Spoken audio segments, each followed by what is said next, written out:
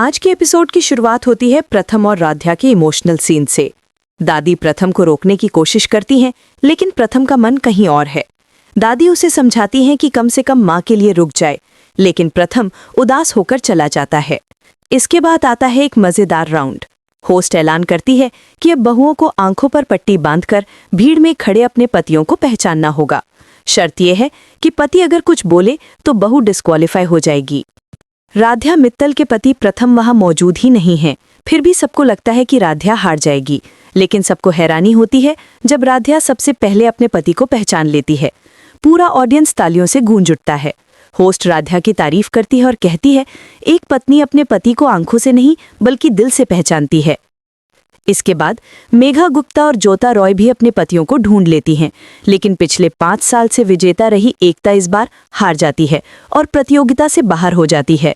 माहौल और भी रोमांचक हो जाता है। फिर होस्ट अगला राउंड अनाउंस करती है, कुकिंग कंपटीशन। सब बहुओं को एप्रन और शेफ कैप पहनाकर किचन में भेजा जाता है। यहाँ ट्विस्ट यह है कि राध्या को खाना बनाना बिल्कुल नहीं आता। वो घबराकर अपनी माँ से मन ही मन बातें करती है और भगवान से प्रार्थना करती है। दूसरी तरफ उर्मी इस पूरे सीन का वीडियो रिकॉर्ड करने लगती है ताकि राध्या की बेइज्जती हो सके। मित्तल परिवार के लोग भी टेंशन में हैं कि अगर राध्या असफल हो गई तो सबकी इज्जत चली जाएगी। राध्या कोशिश करती है कि कम से कम कुछ स्टार्टर्स और डिजर्ट बना ले, लेकिन मेन डिश के लिए गैस ऑन करनी ही होगी। तभी अचानक गैस जलती है और थोड़ी अफरा तफरी मच जाती है। सब घबरा जाते हैं। यही एपिसोड क्लिफहैंगर पे खत्म होता है। क्या राध्या इस मुश्किल से निकल पाएगी? क्या वो कुकिंग राउंड जीत पाएगी या सबके सामने हार जाएगी? अब देखना यह है कि अगले एपिसोड में राध्या की किस्मत उसका साथ देती है या नहीं।